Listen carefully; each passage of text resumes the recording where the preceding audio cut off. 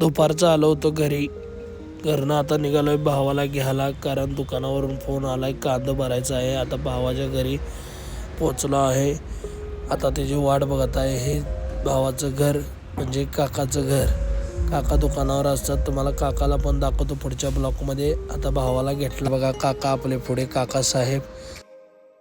भाऊ एकदम खुश आहे. कांदा भरायला म्हणलं तर आता हे सगळं कांदा बटाटा हे सगळी थप्पी आपली आहे. हे कांदा आहे. आता कांदा वतायचा आणि 10 किलो पॅकिंग करायचं. हे बघा हे कांदे आहेत. आता कांदे वतायचे आहेत. काय जरा खराब असतात कांदे, ते बाजूला काढायचे, कारण हे 10 किलोचं पॅकिंग असतंय ना. 10 किलो पॅकिंग आपल्याला बाहेर पाठवायला लागतं. इम्पॉर्टंट पॅकिंग आहे हे. बाहेर जातं पॅकिंग, कोकणात जातं. आता काय खरं नसतंय, कारण कांदा भरायचं म्हणजे जोग नाही.